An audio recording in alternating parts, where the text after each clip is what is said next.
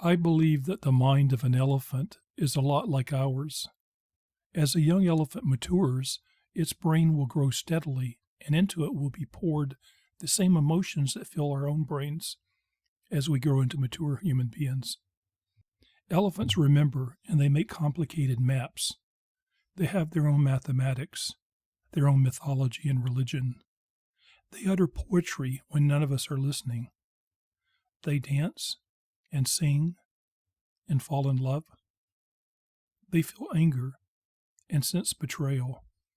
They seek justice and make peace.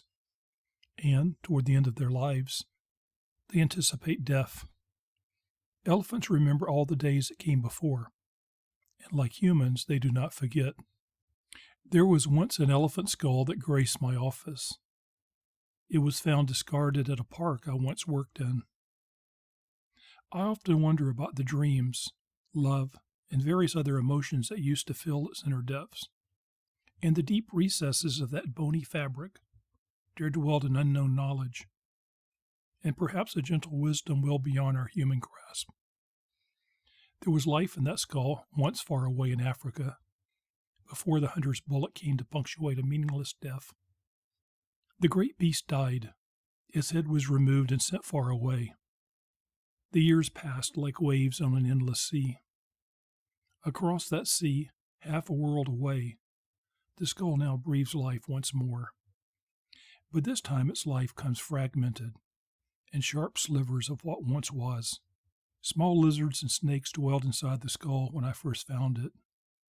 Each of them had taken a sliver of life for themselves and called it eternal. Perhaps the true greatness of a life is the life it brings to others. If that is true, then this discarded elephant of which I speak is of a greatness beyond measure. In the weeks leading up to my son's birth, I walked the headwaters of Sonoma Creek, retrieving the many bones of forest creatures that had washed down from the hills during a massive storm event on New Year's Eve in 2005. After the floodwaters receded, the creek was filled with the bony bits and pieces of past life. There were leg bones of deer, arm bones of raccoon, tiny skulls of squirrels and birds, the jaws of rabbits and skunks, and the teeth of horses and cows, reminders of the area's earlier ranching history. I fished the bestiary of bones from the creek and stored them in a large cloth bag. For a year, the bag of bones was secreted away in a special place near my house. As night fell on John's first birthday, his mom and I went down to the creek and emptied the bag into the stream, releasing all the bones to continue their journey to the sea. I sent John's umbilical cord along too. If the elephant skull was not so large, I think I would have included it as well. For those with disposable income, it's still possible to murder an African elephant just for its head. But what becomes the elephant's humanity?